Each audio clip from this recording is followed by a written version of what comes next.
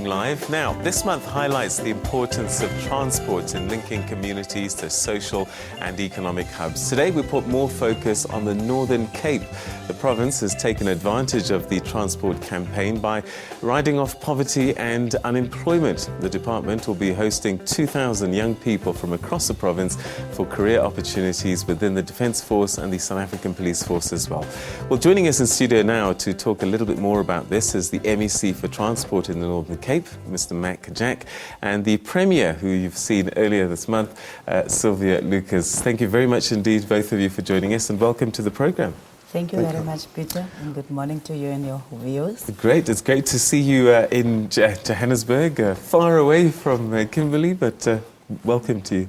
Okay, so Transport Month, and I'm just wondering, the Northern Cape, although perhaps not huge in terms of population, it is a busy part of the country because there's 7 national roads that crisscross across your province. So I guess you have a lot of these issues that we see here, accidents, human lives and injuries that happen on your roads there. Thank you very much, Peter. I must say, we actually have a very low prevalence of accidents, but usually very serious accidents. Just in the last 2 weeks, we had on the N12, a very serious accident where a combi was burnt out totally. And 2 days ago, someone told me about an accident near Priska where 4 people died. So you can see it's a low prevalence, but usually very serious accidents that you also see. And I must say, like you say, we are relatively a quiet province, let me put it like that. But as you say, there was about 6 national roads crisscrossing our province. And also now with the development of all the mines around the Gamagara and the Tsansabane area and the manganese belt, like we call it, you see a lot of this heavy trucks in heavy vehicles on our roads and so on. So it is relatively becoming very busy, especially around the N11 and around that areas that you see there. Right. So, MEC, you've also thought of some campaigns to work with during this month, and one to combat a cycle of poverty and youth unemployment. Tell us a little bit about how you've been able to do this and how it's going to work.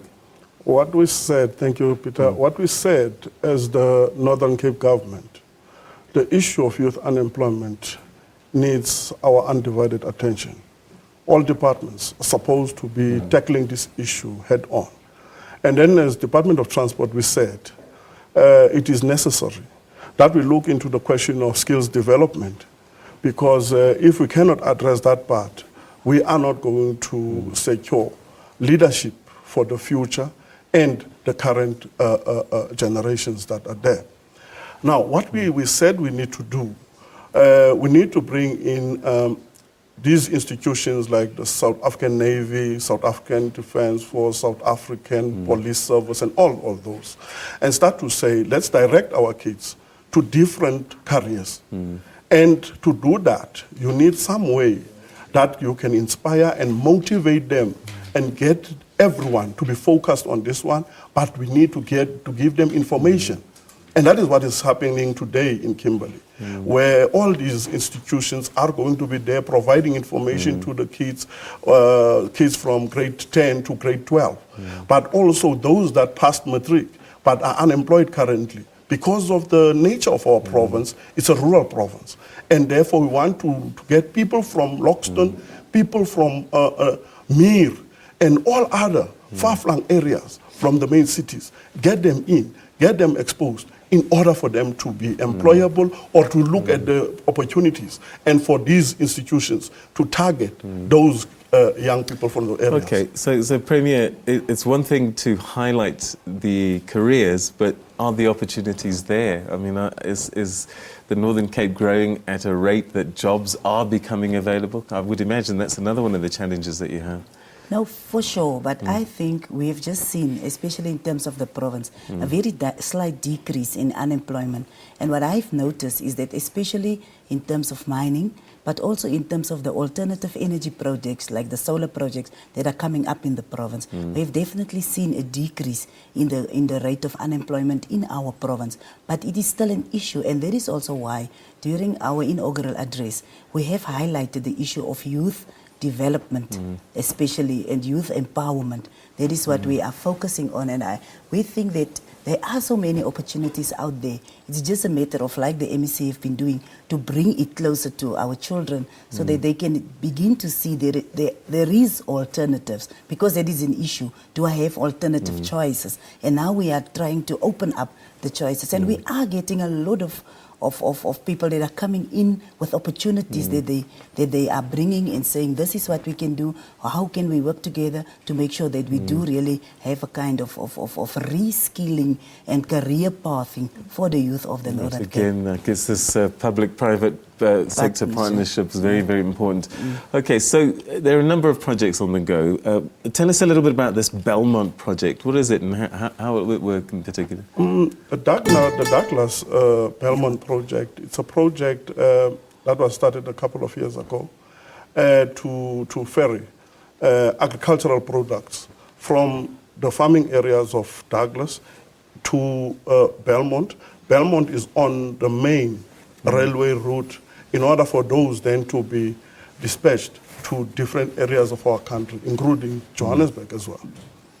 All right. And that is also providing some opportunities along the line, also like offshore or producing and whatever. It's actually also connecting other routes with each other, because that is one of the issues that we have, even in terms of our mineral development in our Namakwa area. The issue of railway lines become an issue, and that is why we've decided to connect this Douglas area, where there is a huge agricultural area, and it's not actually what is happening is that all the trucks are just really abusing our road infrastructure, if I can put it like that. Yeah. And that kind of infrastructure, the rail infrastructure and so on, is putting more value to the produce of our local farmers as well as our emerging farmers, if you can see in that area of Douglas.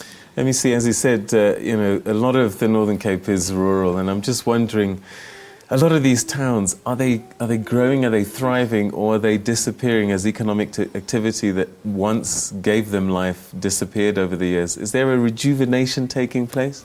In actual fact, if you look at the 4 major projects that we are having as transport, one of them is the revitalization of the DR railway line, and which then moves to Nowport as well. What we are having there, or rather in the past, a lot of people were employed there. That's why those are railway towns in actual fact. Right. Now, for now, the unemployment rate is high there because of the downscaling of activities at the railway. We are saying, let's get that back. And that is going to ensure the growth of the towns. That is going to ensure we turn around our dying towns into more vibrant and viable towns. All right. Unfortunately, we've run out of time. We're going to have to leave it there. But thank you very much to both of you for sharing your thoughts and your story about the Northern Cape and the work that you're doing, and wish you luck with your initiatives. Thank you, Premier. Thank you, MEC. Thank you very much.